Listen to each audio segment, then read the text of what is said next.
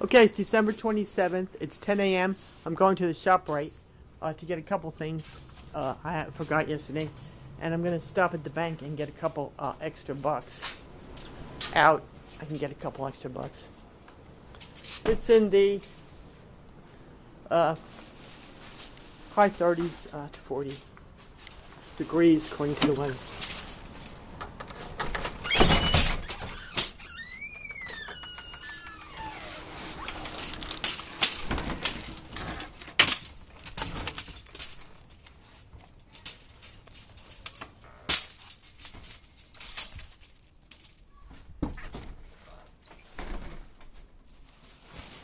Jack boy. Jack boy.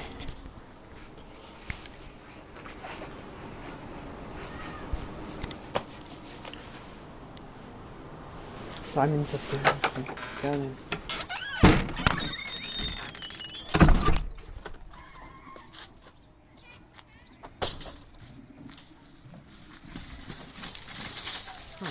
It doesn't feel cold. It's too cold.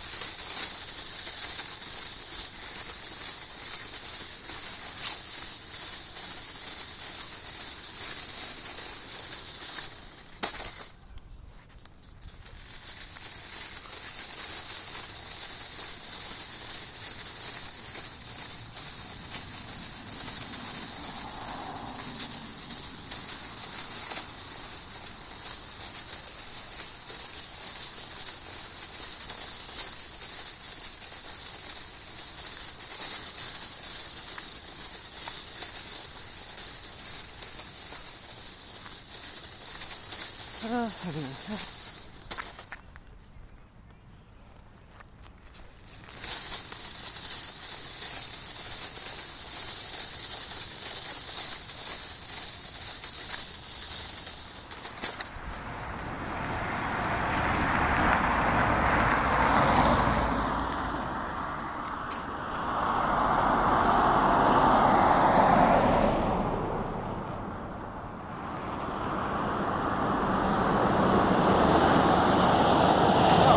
Why am I standing here? Alright, I'll go this way. I'll go this way. I was debating whether to go straight or make a left, but I'll go this way.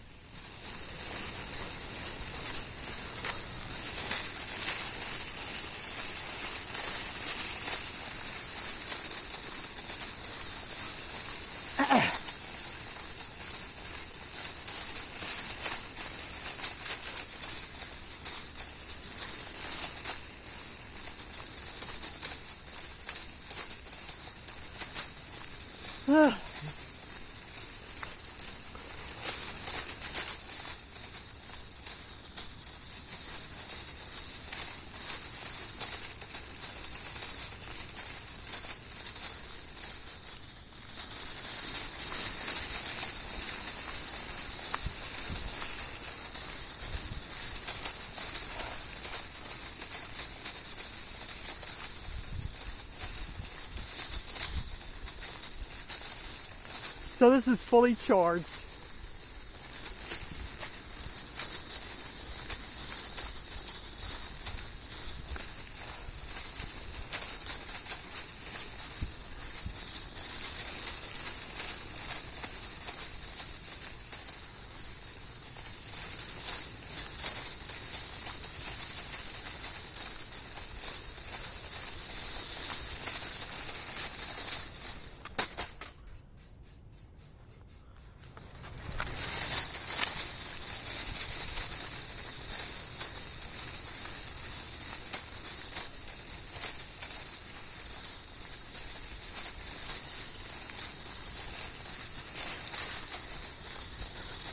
cut through here. There's a car coming. Well, we'll skip that. We'll cut through here.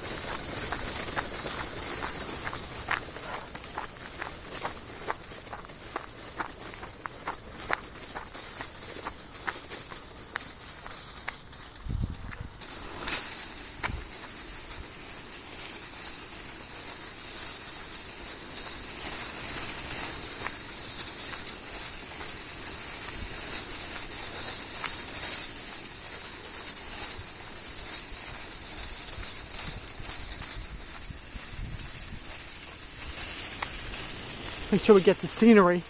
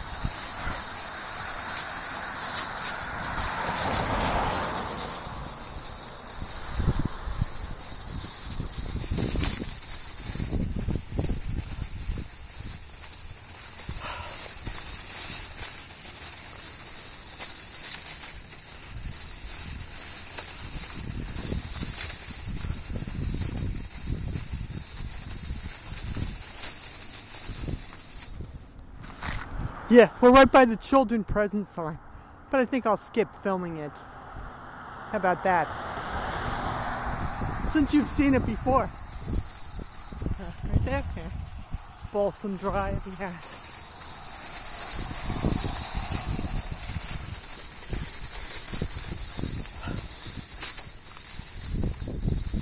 Yeah, I don't know about that. I'll skip that too. Well, I'll just walk past on this side.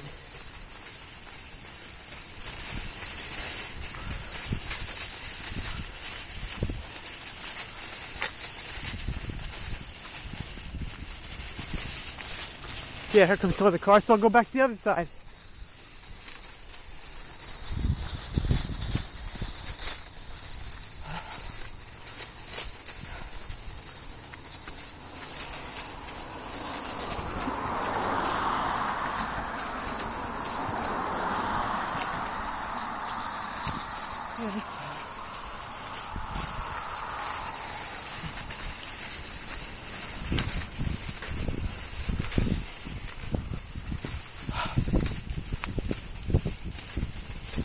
A lot of water, yeah, it's kind of hot. See this thing?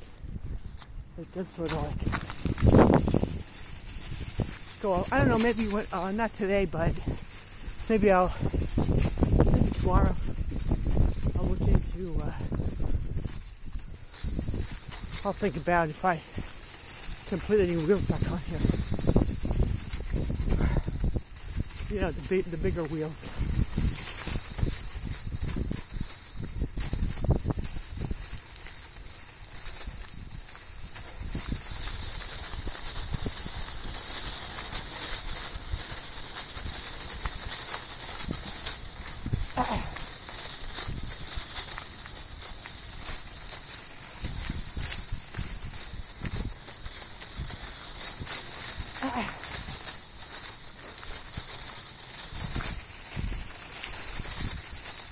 Every time I walk by Eugene Fury, there's a car going by. I guess that's just a coincidence. Or about to go by.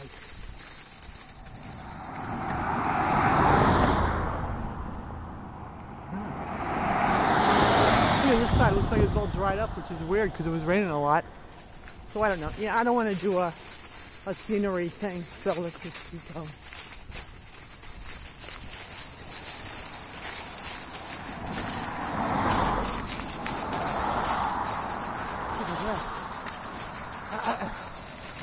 I gotta stop because I can't maneuver this car. It goes off to the side, veers off.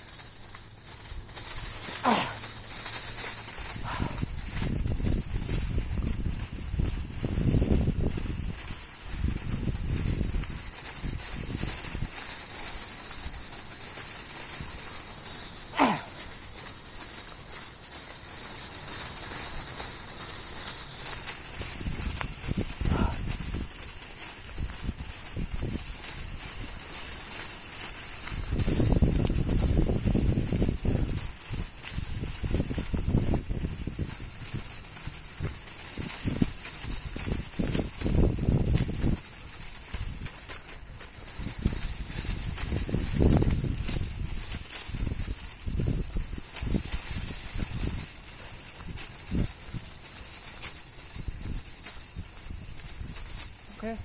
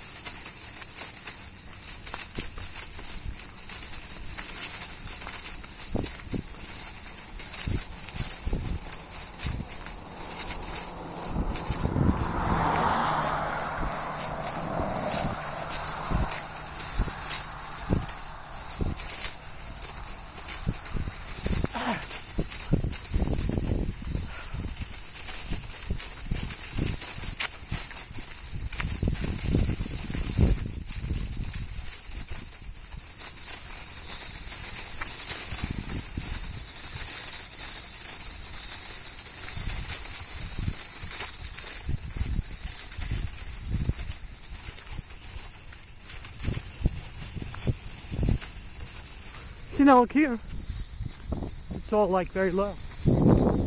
Hardly any water in there. I don't know what that means. I don't know.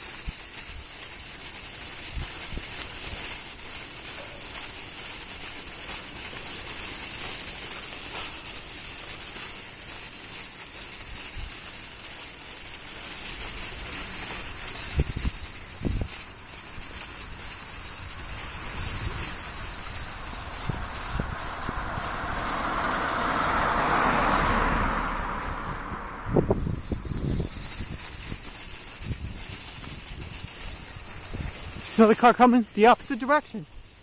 That's what I said.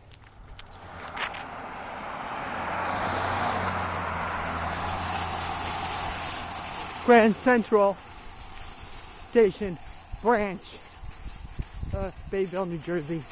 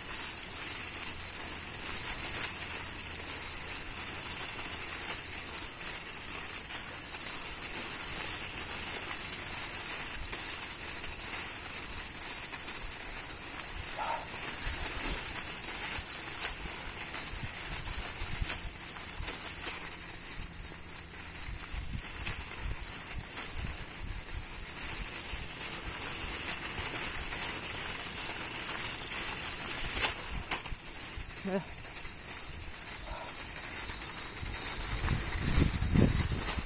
Is that Bud Light can now? Yeah. That's what we call Egg-In Landscape. I saw a truck with that name on it. Egg-In Landscape. Alright, you know what? I'm not waiting for this car to go by. It'll get up here eventually. It takes me too long to get where I'm going.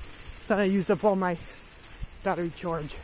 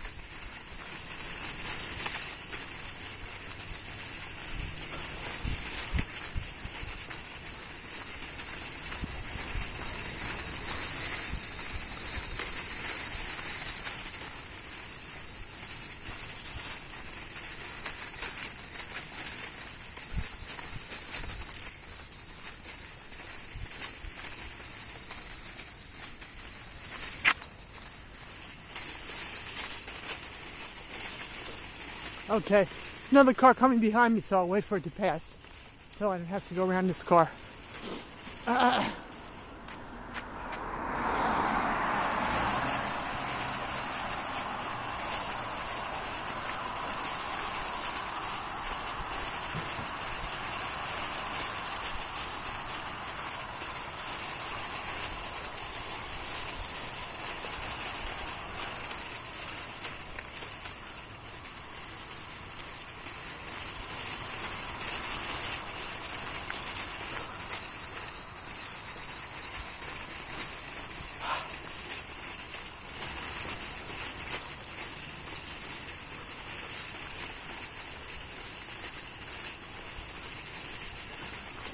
Oh, the Kim Jones proxy's house. It's right up here. What's doing there? So I'm on Sloop Creek Road right now.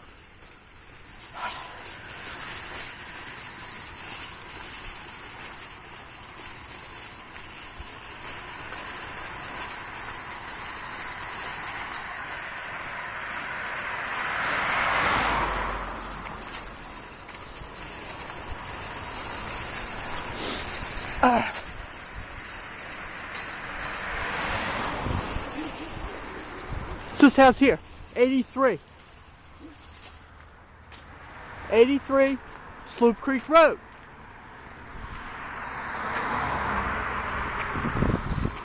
That's it.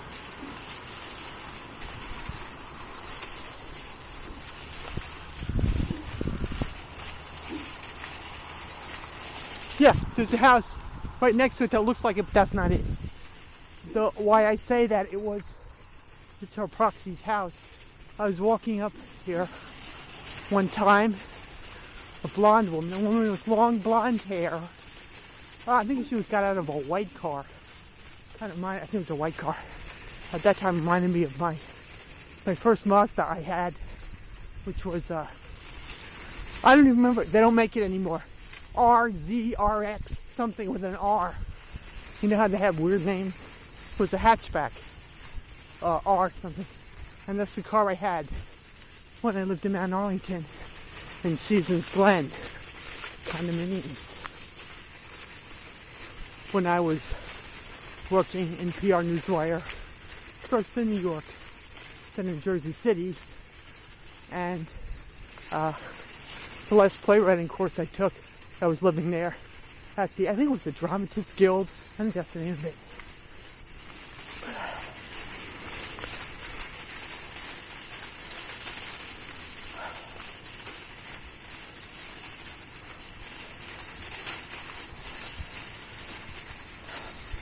Yeah, and I wound up, that was the first media circus. Started with, yeah, the opening of Indecent Proposal. Oh, okay, yeah. I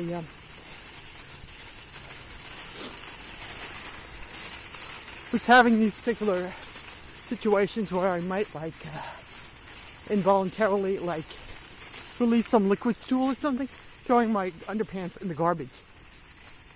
Well, I was so paranoid at that time. Yeah, morning. I thought people were snooping in my garbage. So I thought particularly the condo manager at my condo. And her name was Candy, and I forget her last name. She was the manager, the sales manager at Seasons Glen. She had blonde hair. After Indecent Proposal came out, she had brown hair. Just a coincidence, I guess. But I thought she was snooping in my garbage, so I was gonna sue her. Yeah, and I thought there was stuff in the newspapers mocking me, stuff like that. So, yeah, this is the crux of the matter here. So I wrote a whole thing about. I called a couple lawyers and they said, no, I won't take your case. So I called one lawyer and I forget where he was, somewhere in a neighboring town. And he said, yeah, you can come in for a free appointment, initial consultation, and write down the whole scenario. So I wrote it down, what I thought. I cut out a bunch of newspaper articles, brought them with me, like it was proof, including the Janet Maslin review of Lorenzo's Oil, which was in the New York Times in January of 1993. And it said something like, the film was about some miserable people, Susan Sarandon, Mel Gibson, somebody else, do they really have to smile, when they say it, that was the line from that, well, do you really have to smile when you're so miserable? Well, they had a secretive, again, we talk about secretive connotations to me, with regard to the one act play I was working on at the time, about a dog that gets run over on the subway tracks in New York, which I basically got the idea from a New York Post story. But, okay, so I digress. I went to the lawyer. I wrote down, I said, I think I want to sue Candy, and I forget her last name. I think she is slandering me and describing my manner of defecating to people. Well, the guy looked at it, and he said, do you mind if I take this outside for a minute? I want to show it to my colleague or something. So he walked out of the office with it. I had a bad feeling he's copying it, or something like that. He was gone for a few minutes. He came back with some woman, I guess a colleague. She looked at it, and then he was asking her opinion. So the upshot was, he said to me, have you ever thought of seeing a psychiatrist? And he said, no, I can't help you. Get out of here. Well, in hindsight, we now know that he faxed it out to people, particularly these women in question, and they faxed it out all over the fucking place to to the fucking universe. Hi, how you doing? And they faxed it out. Used it as a point to mock me and ridicule me. That much I just figured out recently.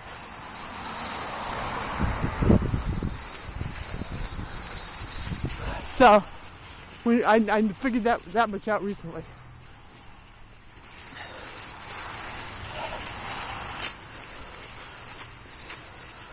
And that girl, by the way, looks like Gina Scala, my editor at the Beacon newspapers that I worked at in the year 1999.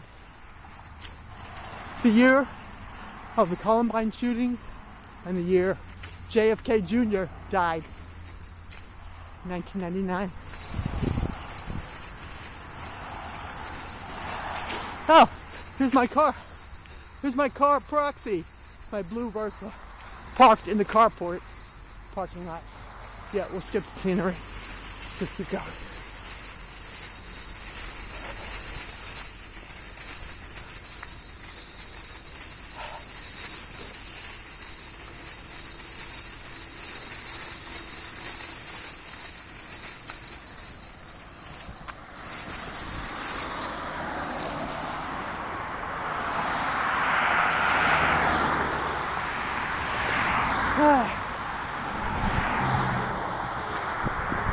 Now it's really kind of warm, actually.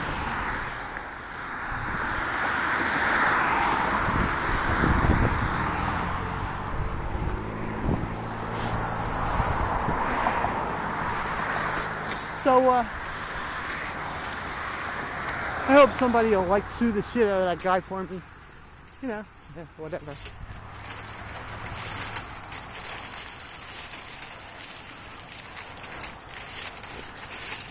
And any of the women who had that, they have no business having it, do they? Since it is attorney-client privilege, isn't it? Yeah, theoretically. Yeah. It's also theoretically a free country. Yeah, theoretically.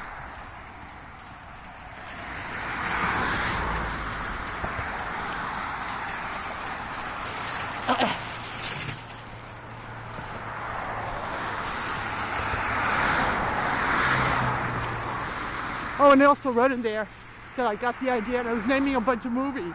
Indecent Proposal, Jurassic Park, blah, blah, blah. That also was a source for them of ridicule for me, of me, right, yeah. Some kook who thinks I'm famous. Anyway. And the reason why I said Jurassic Park was because there's a scene in that movie. And it came out around the same time. It came out, I think, in June '93. But there was a scene where Laura Dern, they find a dying dinosaur. Laura Dern sticks her hand, or somebody, one of them, sticks their arm in a pile of dinosaurs. Yeah, let me pronounce that correctly and let these cars go by. Laura Dern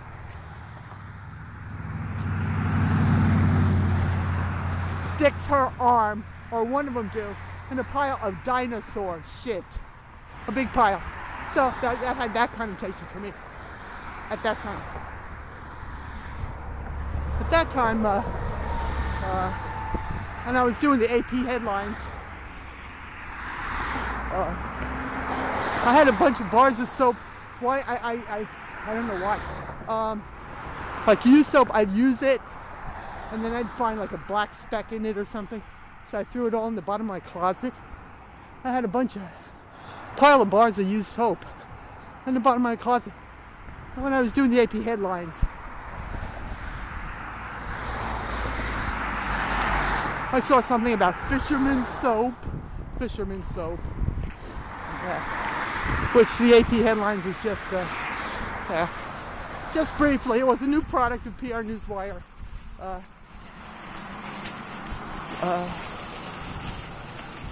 And I would just take AP stories in 7 different industry categories, summarize them in 2 lines, and that was my choice, whatever I wanted to pick, about 10 for each industry. So I had auto, you had banking, you had this and that, whatever, retail. Yeah, that was it. And there were all kinds of worse shit in my mind. That was coming to my mind based on looking at that. And so I really began to feel persecuted.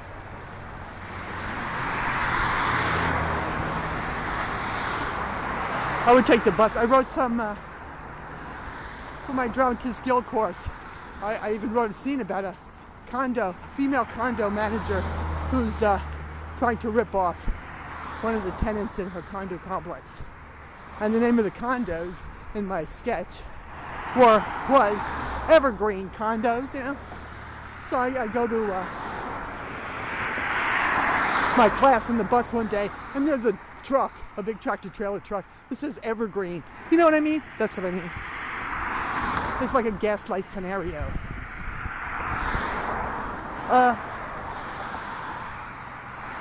At one point I was just sitting, at my desk.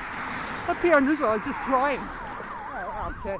So now they're trying to shut me up. Let's go by. Yeah, I know there's a hole here. There's a big hole in the ground.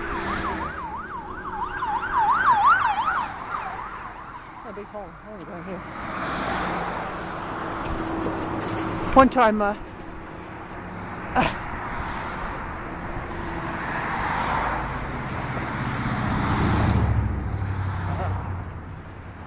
what was I saying up here? Oh, I was just sitting at my desk. At one point, crying, just crying, sitting there crying. Nobody said a damn word to me. Nobody. The treasurer, Charlie, I forget his name. He was not the treasurer. The accounting, VP of account, whatever his name. He always had something to do with the payroll. I don't know. Or the raises. I don't know. The accounting anyway. Charlie something, and he was a heavy-set man with glasses. He walked by, and he just gave me a weird look out of the corner of his eye. Nobody said anything to me. Word one, like, what's the matter? Nor was anybody particularly concerned whether or not I was in any sort of shape, whatever was bothering me, to continue doing the work I was supposed to do. Nobody asked me nothing. Said word one to me. So I started taking liberties with these headlines and writing really weird shit, like, because I thought they were attacking me, I had to attack back. So I wrote, there's one about a guy jumps off a truck, or I don't know, something weird. And I wrote something about a guy jumping off a truck. It was totally BS, it was, totally unprofessional BS. So, the next day, I come into work. Ken Dell, my boss, says to me, can I see you for a minute? So I go in his office, and he says,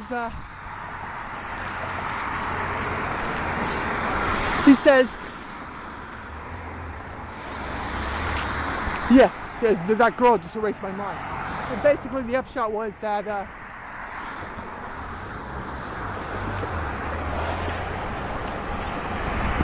oh, I know what he said. He said, my work is deteriorating. My work is deteriorating. Wasn't as good as it was initially. And I said, well, I don't know. Oh, and when he said something like, I'm not going to let you do them anymore. And I said, well, it's up to you, Ken. I thought it was some sort of, look, this whole indecent proposal thing was, how to, like, communicate, with Robert Redford. And that was my only way to do it. But he said, and even Charlie, and he was the guy. All right, okay. I'm getting to the bank now. He said it to me on the day I quit. He said, your work is deteriorated. I said, I wrote a letter until I quit. I can go into this more later. This is a longer story, but he said, you've been here 7 years. Yeah, so 7 years. Now, since I've been here, I got the impression that through my psychic abilities, that there's a gross pay inequity between the male and the female workers in that office, and that my male colleagues or counterparts paid a hell of a lot more than me, although I had seniority over many of them. And also was in more of a supervisory capacity in that I, took care of all the incoming press releases, logged them in, coded them, handed them out, asked people, can you do this one or that, prioritize them, all that. They all made more money than me. And we can't forget the funny joke of all time. The one guy, Stephen Holmes, yeah, okay.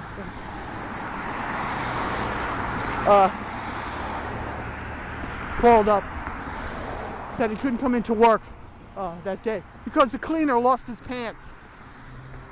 Yeah, and here I'm getting the detail guy. The detail guy, okay. Well, another detail was that Stephen Holmes is black. Okay, so now I had a TD bag. I'm putting this in my pocket.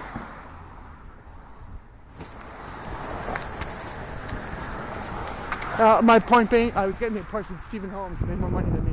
He was only there like, I don't know. I was there several years before he was even hired. Anyway, I'm putting this in here.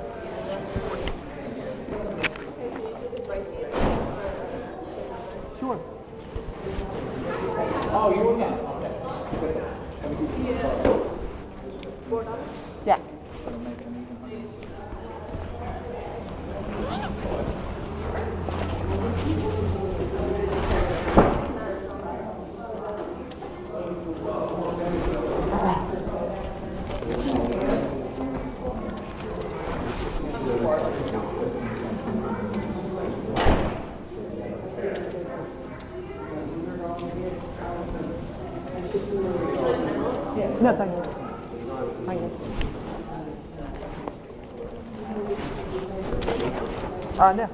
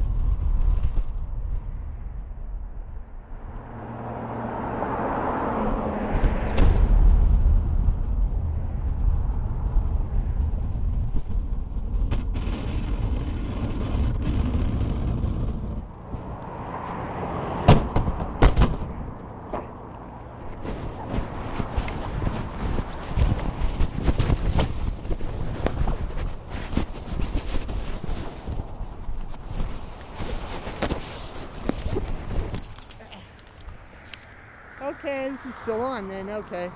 So, okay. I'm going to the shop right now. I don't have much to get. But just now I was in the bank and I heard a woman like giggling, laughing. Reminded me of when I was in the psych ward down here.